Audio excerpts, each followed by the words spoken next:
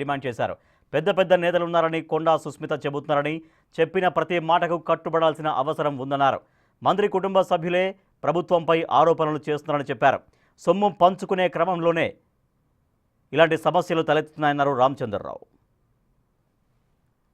కొండా సురేఖ గారి యొక్క ఏదైతే వ్యవహారం ఏది ఉందో వాళ్ళకి సంబంధించినటువంటి ఒక వారి ఓఎస్డీని అరెస్ట్ చేయడము, లేకుంటే ఎలిగేషన్స్ సిమెంట్ ఫ్యాక్టరీ ఓనర్ని బెదిరించి వసూలు చేయడము ఏది ఉన్నాయో, దీని అనంతరం ఇటు ఆరోపణలతో ప్రతి ఆరోపణ కూడా వచ్చినాయి. ఏంటంటే దీంట్లో పెద్ద పెద్ద వాళ్ళ హస్తాలు ఉన్నాయి, పెద్ద పెద్ద మినిస్టర్లు ఉన్నారు, పెద్ద పెద్ద ముఖ్యమంత్రికి దగ్గర ఉన్న వాళ్ళు ఉన్నారు, వాళ్ళందరూ కూడా ఉన్నారని చెప్పేసి చెప్తా ఉన్నారు.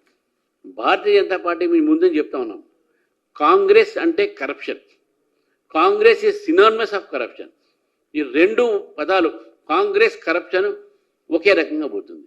ఈ దేశంలో కాంగ్రెస్ పార్టీ ఉన్న రోజు కరప్షన్ ఉండే, ఎవరెవరు కరప్షన్ చేశారన్నా మొత్తం కాంగ్రెస్ నాయకులు ఈరోజు ఈ రాష్ట్రంలో ఉన్న కాంగ్రెస్ నాయకులు వాళ్ళు దీనిపైన వివరణ ఇవ్వాల్సిన అవసరం ఉంది. వాళ్ళ ఆస్తుల వివరాలు ఇవ్వాలి, వాళ్ళ బేనామీ వివరాలు ఇవ్వాలి, ఎవరెవరు ఎక్కడెక్కడి నుంచి ఎక్కడ ఎక్స్ట్రాక్షన్ చేశారు, ఎంతమంది దోచుకున్నారు. దోచుకునే ప్రభుత్వం అయిపోయింది ఇది.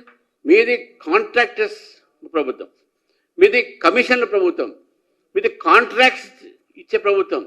ఇప్పుడు మీ ప్రభుత్వము ఎక్స్టార్షన్ చేసే ప్రభుత్వం, బలవంతమైన వసూలు చేసేటువంటి ప్రభుత్వం అయిపోయింది. గత ప్రభుత్వం బీఆర్ఎస్ వాళ్ళు దోచుకున్నారు, వాళ్ళు ఇంకా ఇప్పుడు పంచుకుంటూ ఉన్నారు, ఇంకా గొడవలు అవుతున్నాయి వాళ్ళ మధ్యన పంచుకుంటంలో.